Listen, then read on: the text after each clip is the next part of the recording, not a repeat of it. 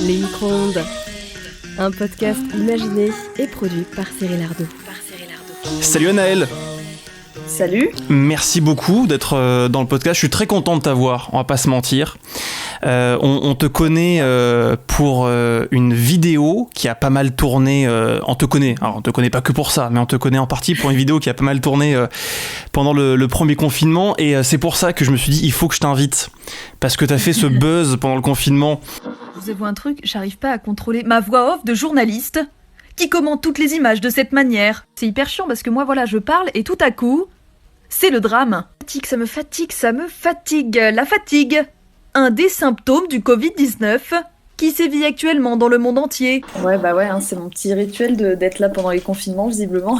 D'ailleurs, tu continues les vidéos sur TikTok. J'ai vu pendant tout ce reconfinement, t'as fait une série très drôle parce que t'as été en isolement. Oui, c'est vrai, ouais. J'étais en isolement une semaine ou deux avant le confinement, donc j'ai eu le temps de me préparer. Et ça va, c'est bon, t'as pu sortir, t'as pas le Covid? J'ai pas le Covid, j'ai été testée 3 fois en 2 semaines. Je pense que là, c'est bon, je prends toutes les mesures, donc a priori, il n'y a pas trop de soucis. On est content, le petit truc dans le nez, là? C'est toujours un plaisir. On n'est pas très fan, mais écoute, il y a pire. Il y a vraiment pire, donc on s'adapte, quoi. Tu es donc aussi chroniqueuse et autrice à RTL2 dans la matinale. Est-ce que tu peux nous expliquer un petit peu ton parcours? Je crois que tu as fait une école de radio, tu faisais aussi des vidéos sur Internet. Est-ce que tu peux nous expliquer un petit peu tout ça? Ouais, alors en fait, donc après mon bac, j'ai pas tout de suite fait une école de radio, j'ai fait une fac de cinéma à Rennes, que j'ai arrêté au bout de 2 ans, parce que je m'y retrouvais pas trop, et je me suis dit, je vais tenter ma chance au Studio École de France, qui est une école de radio à Issy-les-Moulineaux, en région parisienne. Donc de 2017 à 2019, j'ai fait ma scolarité là-bas en formation animatrice. Et donc j'ai appris toutes les techniques, le langage radio, tout ce qu'il faut savoir, beaucoup d'entraînement parce que c'est une école avec beaucoup de studios où on peut beaucoup pratiquer. Et c'est comme ça qu'après j'ai pu avoir accès à des stages. Donc d'abord Nostalgie. En 2017. Ensuite, j'ai fait It West à Nantes pendant 2 mois. Ensuite, je suis arrivée chez RTL2. Et après, chez RTL2, ça s'est développé. Je suis passée standardiste. Et donc là, depuis août dernier, je suis auteure et chroniqueuse, toujours dans le morning. Quand t'es arrivée au Sudec, l'idée c'était quoi? C'était de devenir animatrice de flux, comme on dit, ou tu voulais déjà te diriger vers des chroniques, vers du talk? Moi, ça a toujours été les chroniques. En fait, quand j'ai fait mon entretien, on m'a demandé qui était mon animateur ou mon animatrice de référence. Et moi, j'y connaissais vraiment rien à la radio. Et la seule personne qui, pour moi, était une référence, c'est Alison Wheeler, qui faisait à l'époque des chroniques sur France Inter. Et en fait, c'est un peu avec elle que j'ai découvert tout l'univers de la radio, des chroniques, tout ça. Donc, j'ai dit, moi...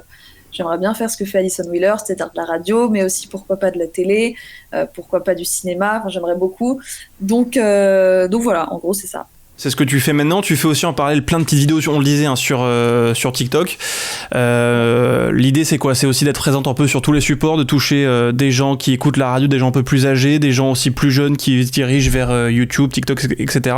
En fait, moi j'ai toujours aimé créer des petits personnages, faire des petits trucs. Je me suis pas forcément posé la question de toucher tel ou tel public parce que en fait quand j'ai commencé les vidéos, ça n'avait pas c'était pas prévu que ce soit vu par autant de gens comme c'est par exemple aujourd'hui. Mais dès que j'avais une idée, je proposais un petit truc. Donc ça peut être un peu n'importe quoi. J'ai fait plein de petits sujets. Mais le but, en fait la radio c'est mon côté, c'est vraiment mon travail, mais ça reste une super passion. Et puis après, le reste, c'est vraiment pour m'amuser. Donc je crois que je me suis un peu perdue dans la question, mais... Non, mais c'était... Il n'y avait pas de bonne réponse, de toute façon. Et du coup, moi, je voulais revenir sur cette vidéo grâce à laquelle tu t'es un peu fait connaître. Tu t'attendais finalement que cette vidéo buzz autant à ce moment-là? Pas du tout. Vraiment pas du tout. C'était une période où j'étais un petit peu en train de justement savoir ce que j'allais faire à la saison radiophonique d'après, parce que j'étais au standard, j'avais envie de faire du micro, tout ça. Donc c'était en plus une période un peu stressante où je continuais de faire mes vidéos parce que dès que j'avais une idée, j'y allais. Mais là, c'était le confinement. Je me souviens, j'étais en polaire. J'ai fait ça toute décoiffée sur mon lit et ça a pris d'un coup, alors que non, c'était vraiment pas prévu. Et je pense que c'est rarement prévu, en fait, quand ça arrive, ce genre de choses. Et du coup, de faire des petites vidéos, j'imagine que ça t'a aussi un peu occupé pendant le premier confinement et puis le reconfinement, puisque tu continues maintenant, ouais. Ouais, complètement. C'est vrai que au tout départ, au confinement, j'en faisais de temps en temps. Je voyais que c'était pas très vu, mais en fait, au tout début, enfin même toujours évidemment, le but c'est pas d'être vu forcément, c'est de faire un truc qu'on aime bien. Donc voilà, moi dès que j'avais une idée, j'y allais. Et puis c'est sûr que pendant le confinement, j'étais en télétravail, mais j'avais beaucoup plus de temps. Donc voilà, dès que j'avais une idée, j'y allais. Et puis là, ça va être pareil. De toute façon, je me force jamais à faire une vidéo pour produire une vidéo.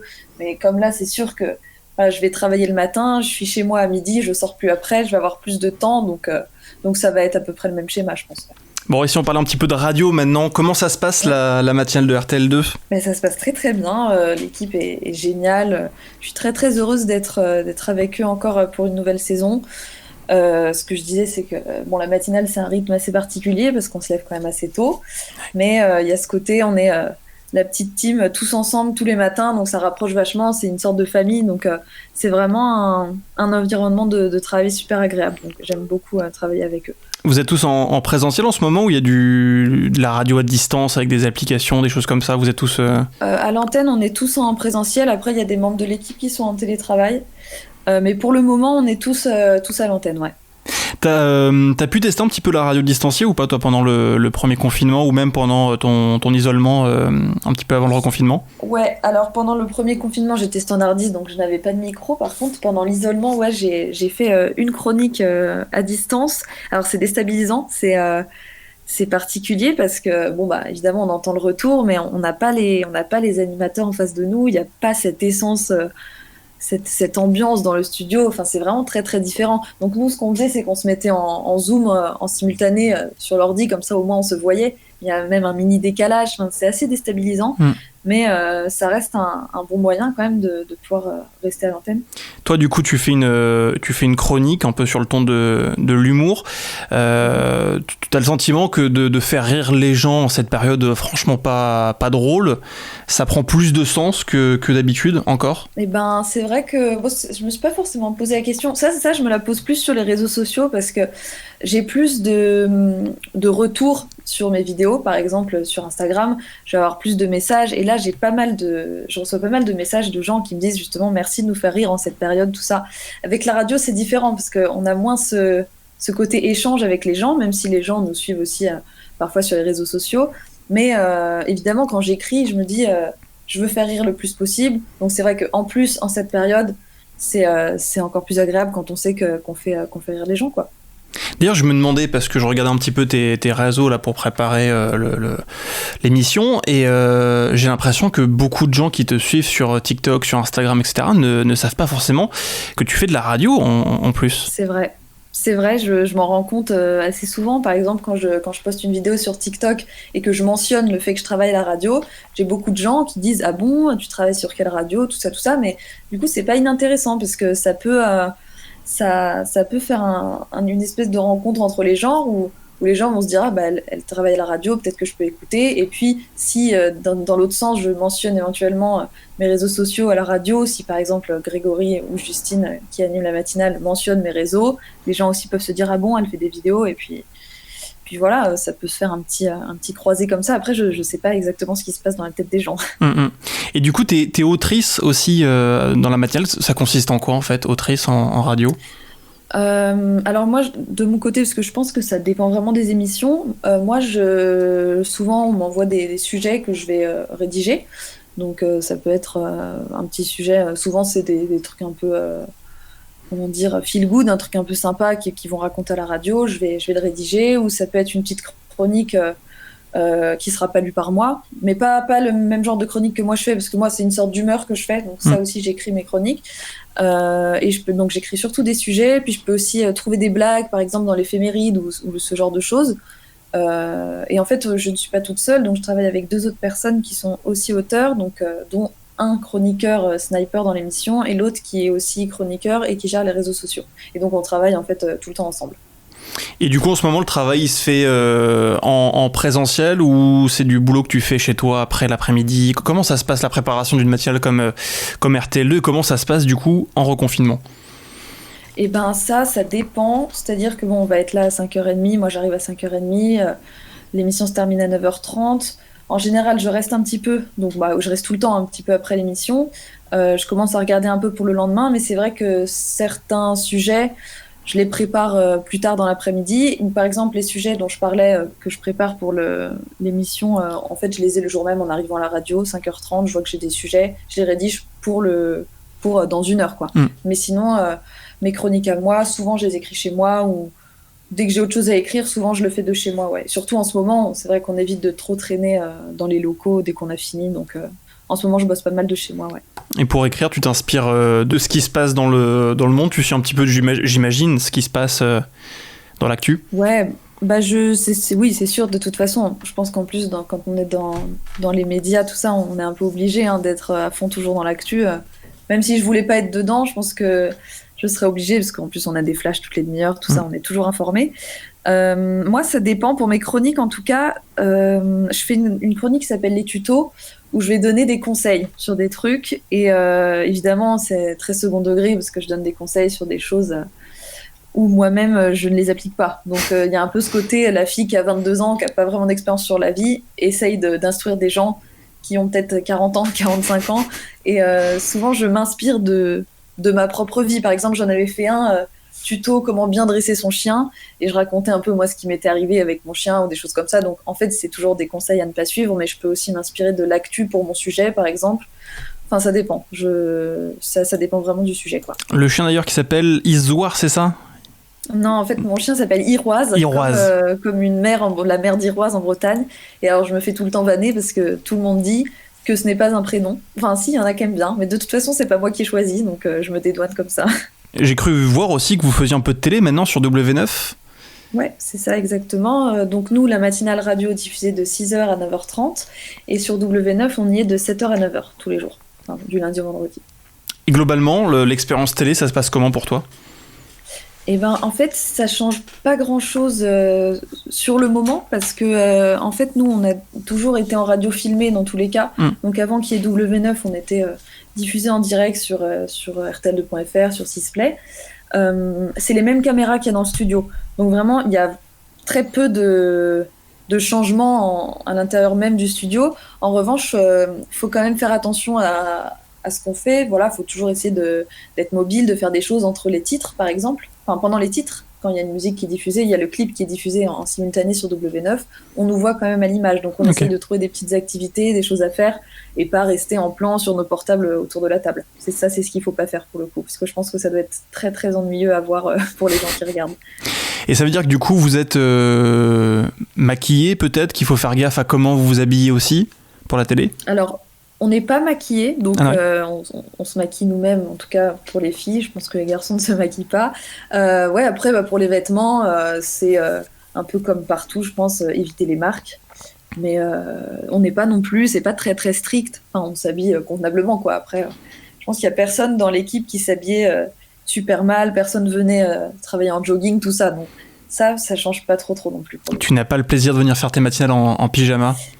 Et non, et moi je pense que je n'aimerais pas vraiment ça. Ah, tu pourrais essayer, il y a quand même un côté sympa. En hiver, tu sais, ça doit être marrant, mais ce serait drôle de faire une émission spéciale en pyjama, ça peut être drôle, mais je sais que moi, quitte à me lever et aller travailler, autant être habillée, quoi, parce que sinon on s'en sort pas. La suite, donc là ça fait quelques mois que tu as commencé ton nouveau poste de chroniqueuse et autrice, parce que avant tu le disais, t'étais standardiste. La suite, tu le vois comment ? T'as envie de faire... de continuer en tant que chroniqueuse, t'as envie d'évoluer, c'est quoi un peu tes envies maintenant ? Alors en tout cas, moi la radio, là je suis très bien comme ça, donc faire des chroniques c'est super, et je pense que j'ai beaucoup de chance d'être là sur un morning national à mon âge, donc continuer la radio, ça c'est sûr. Après, comme je disais au début du podcast, c'est que moi j'aimerais beaucoup faire du cinéma, c'est un peu mon ambition depuis que je suis petite, et donc voilà, là en ce moment, je commence à essayer d'avoir quelques contacts là-dedans. On commence à me contacter un peu pour des castings, des choses comme ça. Après, c'est quelque chose qui va prendre du temps, je pense, et qui est assez compliqué, parce que beaucoup de gens veulent y accéder. Donc, pour l'instant, je reste comme ça. En radio, je suis super bien. Si des opportunités s'ouvrent à moi, j'irai vers là. Mais en tout cas, c'est vraiment vers le cinéma que j'ai envie d'aller sur le long terme. T'as déjà été un peu approché avec, à la suite de tes vidéos sur Internet ou Ouais, j'ai eu 2-3 petits contacts, des petites propositions. Donc, bon, bah, pour l'instant, c'est que des petits rendez-vous, tout ça, mais on verra bien si ça se concrétise par la suite. Parce qu'on parle beaucoup des buzz, entre guillemets, et souvent il y a un peu la mauvaise image du buzz, mais j'imagine que quand tu fais une vidéo, un truc qui est vu des centaines de milliers de fois, derrière, je peux dire que ta vie change, mais tu dois avoir quand même des gens qui te contactent, qui te proposent des choses dans plein de domaines, peut-être. Ouais, mais en fait, c'est ça qui est assez particulier, c'est que d'un jour à l'autre, on voit qu'il y a plein de gens qui commencent à nous suivre. Alors moi, pour ma part, c'était vraiment surtout sur TikTok, et pourtant c'est une application que j'utilise très peu, donc ça c'est bizarre, mais en fait, je poste mes vidéos dessus, mais je vais vraiment très très peu dessus. À part ça, je vais quasiment jamais dessus. Et en fait, on commence... Ça va, tu peux nous le dire que tu passes des heures à scroller des vidéos de mecs qui font des chorés improbables. On fait tous ça. Ouais, ça, j'accroche pas. Moi, je passe mon temps sur Twitter et ça, c'est pas bien parce que je perds du temps, mais c'est très drôle. Mais qu'est-ce que je veux dire? Oui, en fait, le fait d'être suivi par beaucoup de gens, tout de suite, les marques, par exemple, ils voient une belle opportunité de faire une pub, un partenariat, tout ça. Donc, j'ai souvent des propositions, mais ça peut être vraiment n'importe quoi. Et tu dis, des fois, les gens ne regardent même pas mon contenu parce que je vois pas en quoi faire un partenariat avec une marque de sac à main, ça me ressemble par exemple. J'ai vraiment hâte de devoir faire une collab avec L'Oréal. C'est ça. Ouais, voilà, en fait les gens regardent pas, je pense, donc c'est assez particulier, mais c'est drôle. Je regarde tout ce qu'on m'envoie. J'accepte très très peu parce que j'ai pas non plus envie d'être un panneau publicitaire, parce que moi je fais vraiment ça pour le loisir. J'ai un vrai travail, donc ça sert à rien non plus de me forcer à faire plein de partenariats, mais c'est marrant de voir les propositions qu'on peut faire, quoi. Bon, et journaliste télé, parce que t'as la voix maintenant. Ouais. Bah alors ça c'est marrant, beaucoup de gens me demandent ça, c'est toi qui fais les voix, tout ça, et j'ai jamais eu cette ambition de devenir journaliste pour le coup. Mais il y a des gens, des jeunes qui m'envoient des fois des messages et ils me disent coucou, voilà, j'aimerais bien faire une école de journalisme, est-ce que tu as des conseils à me donner? Sauf que moi, bah non, parce que je ne suis pas du tout journaliste. Donc non, c'est assez marrant, mais vraiment, journalisme et animation, chronique, bon, je t'apprends rien, c'est vraiment quelque chose de différent. Donc moi, j'ai pas envie de me diriger vers le journalisme, en tout cas. Merci beaucoup, Anaëlle. Bah, merci à toi, d'avoir c'est très pris gentil de m'avoir invité. Ah bah c'est un plaisir. Et puis à bientôt, et puis bon courage pour la reprise de la matinale dès demain, 5h30, à la radio. Exactement, merci beaucoup. Ouais, ça va être tôt, mais on s'habitue, on s'adapte. Et ben il faut se coucher tôt. C'est quoi ton secret dernière question, c'est quoi ton secret pour se coucher tôt? Parce que moi j'y arrive toujours pas. Bah moi j'y arrive pas trop non plus. Alors mon secret c'est que si j'ai des parents qui ont toujours été très matinaux et du coup toute ma famille chez nous on est matinaux, donc je me suis jamais couchée très tard de ma vie. Après c'est vrai que se coucher à 21h30 c'est pas forcément simple. Donc le secret c'est de se coucher à une heure type 22h30, 23h, se lever à 4h30 et faire une sieste l'après-midi. Merci beaucoup pour ce conseil qu'on est nombreux à suivre je crois en radio. Merci beaucoup Anaëlle. Merci.